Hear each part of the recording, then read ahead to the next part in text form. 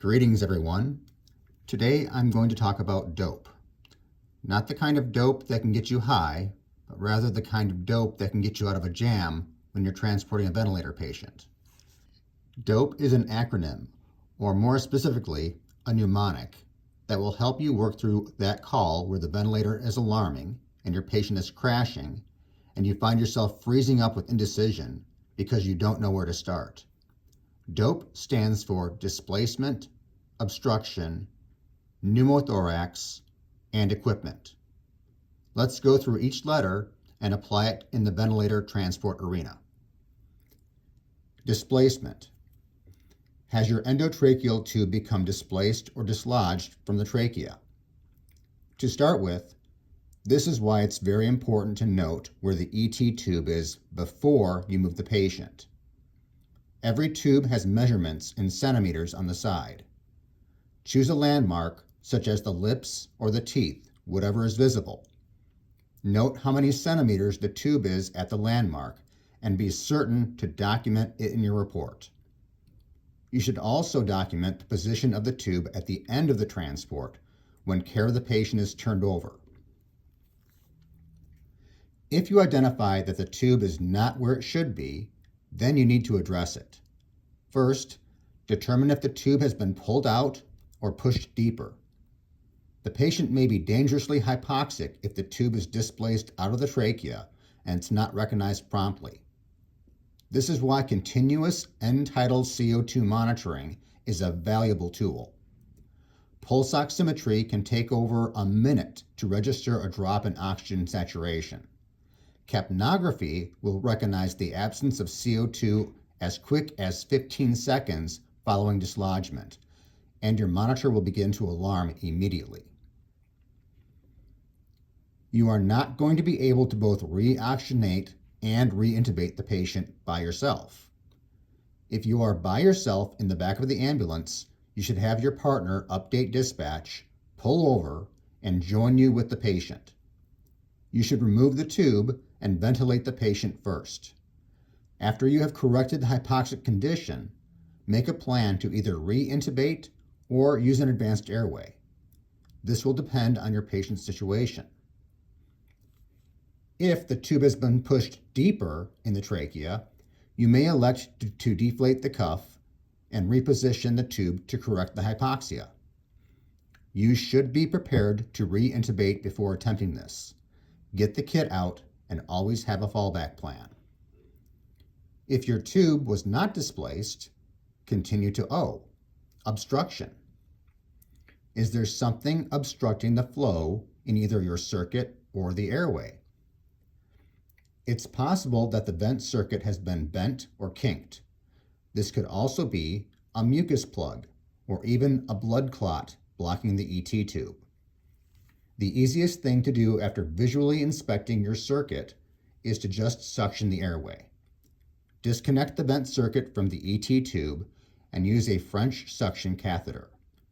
Do not suction any longer than 10 seconds. Do not advance the suction catheter past the end of the ET tube. Every tube has its overall length printed on the wrapper. Check the same size tube in your kit to find the information. Measure your suction catheter and only insert it to that limit. Suction as you withdraw the catheter. Reassess the patient. If you can't see or hear any secretions while suctioning, then continue to P. Pneumothorax. Is air escaping into the pleural space? If a pneumothorax has formed, you are going to have a hard time identifying it early during transport. It's not a common problem, so it's not what you're going to immediately suspect when your ventilator begins to chime. You'll be looking for the usual suspects, and all the while, the volume of lung space available for respiration will be shrinking.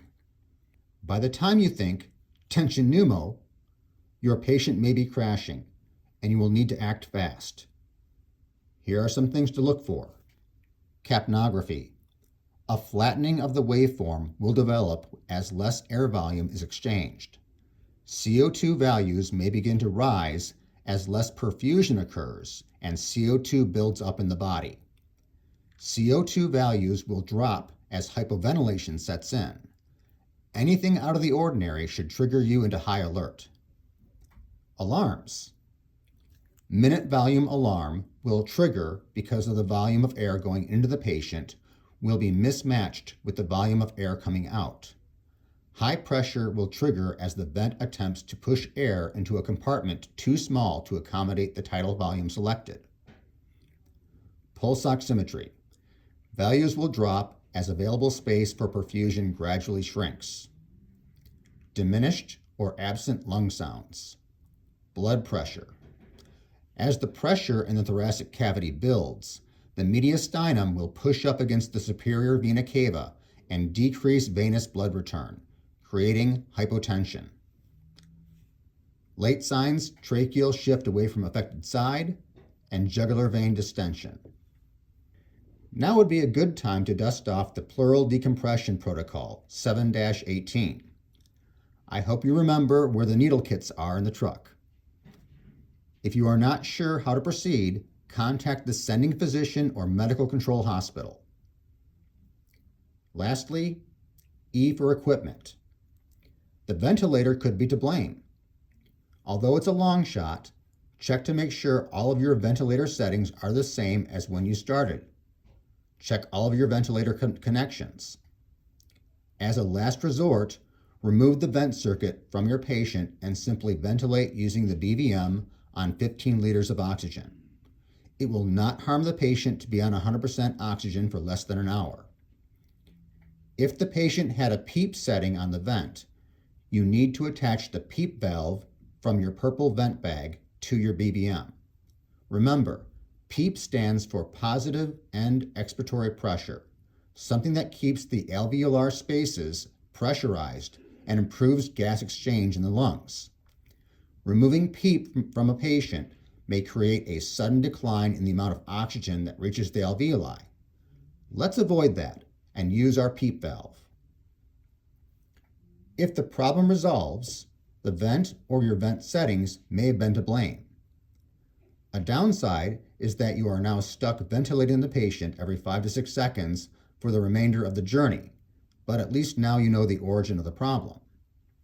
If all that does not fix the issue, you need to phone a friend. In order of preference, attempt to contact sending physician, receiving physician, medical control at receiving hospital, medical control at sending hospital. People can be on ventilators for a variety of reasons.